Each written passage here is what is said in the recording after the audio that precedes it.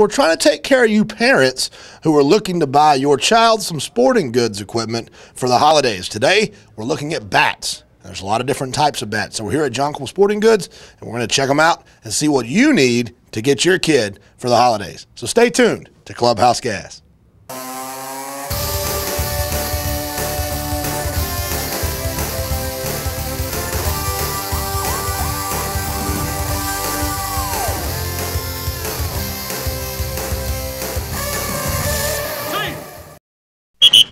We're here at Jonquil Sporting Goods, and we're lucky enough to be joined by Craig Brooks. Craig, thanks for joining us, buddy. You're very welcome. Thanks. We're getting ready for the holidays. We're trying to help these parents out.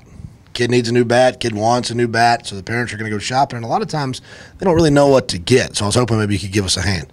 We can definitely do that. Probably start, I guess, at the youngest age group. Yeah, be your T-ball age child. In T-ball bats, you're really only looking at about 3 sizes. There's a 24-inch, a 25-inch, and a 26-inch. This is basically any 6 and under player. Really not a lot of technology in these bats. Usually more of a price point, kind of a $20 to $40 range. Kind of nothing too fancy about them. Not made to hit pitch baseballs. They will dent up pretty easily, but they're going to be normally pretty light, anywhere from say 12 to say 12 to 16 ounces. Okay. The lighter the better for the younger guys, and you really just want something that they can handle and just get used to swinging and get used to their fundamentals. So as a parent coming in to buy the bat, they're looking probably for just the lightest bat they can find? Not necessarily. I mean, if he's a larger kid, of course, mass is going to help, but bat speed is the key. And then just him being comfortable with the bat, so you definitely want something that's very lightweight. I would go lighter than not, yeah. All right, so then at 8 years old, they start throwing the ball at them. Or 7 years old, what are we going to do there? Then you're going to go to usually a Little League bat. And by Little League bat, we're talking about something that is similar in bat size. You want a 2 1/4 barrel. These bats, they can make extremely light. They start at 27 inches and go up to about 32 inches.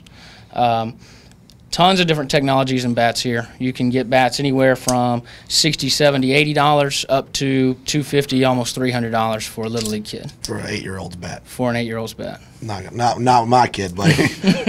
Talk to me about this. I hear a lot about the drop 3, drop 8. What does that mean? Well, what the drop is the difference between the length and weight of the bat.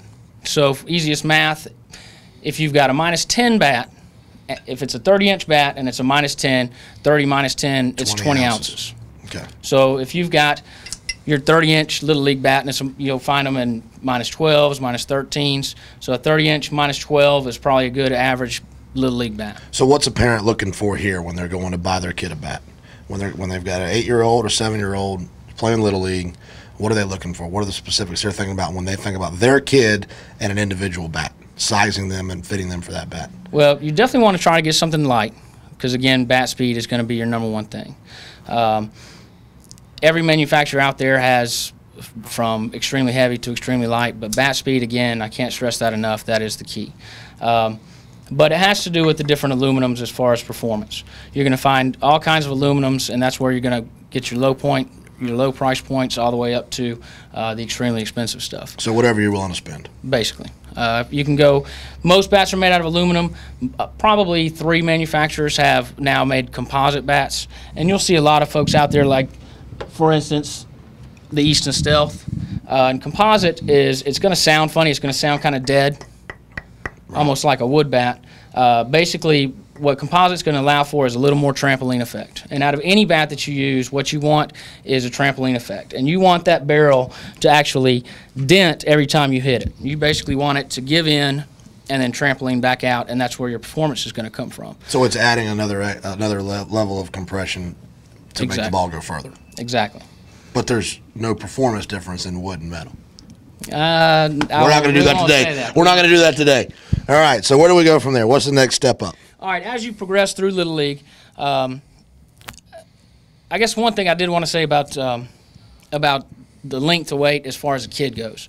If you're using a Little League bat and if you're buying this for a Christmas present for your son and this is his first year playing baseball and you have no idea what length to get, if he's a 10-year-old kid, normally on a Little League age guys or using Little League bats, I like to keep them at the same ending number. And by that I mean if he's 10, he should probably be using about a 30-inch bat. Okay. If he's 9, he should be using a 29-inch, and so on and so forth. And that stays true for all of the small barrel Little League bats up to 11 and probably even 12 as well. From there, you get into the large barrel stuff. Right. All right. So we get to the big barrel. In the big barrels, big barrel bats are not going to be allowed in Little League baseball. But in most travel ball organizations, you can use, and certain little in-park stuff, you can use a bat that has a larger barrel diameter, and you're going to find these at anywhere from 2 5/8 to 2 3/4-inch barrels. The larger diameter obviously gives a bigger hitting surface, but it actually allows for more trampoline effect. Okay. Just like denting a pole of the same thickness of metal, it's going to be easier to put a dent in a larger pole than it is a skinnier pole, so you're going to be able to get more trampoline. All right. Big barrel bats will vary a ton in weight. You can find big barrel bats anywhere from a -10 to a -3. -3s are what they'll use in high school, but at the younger ages in the travel ball and whatnot, you want them to use the lighter stuff. The 9-year-old kids, the 10-year-old kids, again, you want the bat speed. You want to get -10s, -9.5s, -9s, and you'll find that in all kinds of price ranges. Now, as they get older, when you start talking about your 12-year-olds, your 13-year-olds, and especially even your 14-year-olds, you're slowly working up to the high schools, which are going to use the -3. That's going to be the heaviest bat. That's what's required by high school as well as college. If you use, as a 14-year-old, a -10, which in most leagues is perfectly legal, the next year as a 15-year-old, when you go into high school, You're going to have trouble. You're going to have trouble because you're picking up, even if you stay at the same length, you're going to pick up 7 full ounces.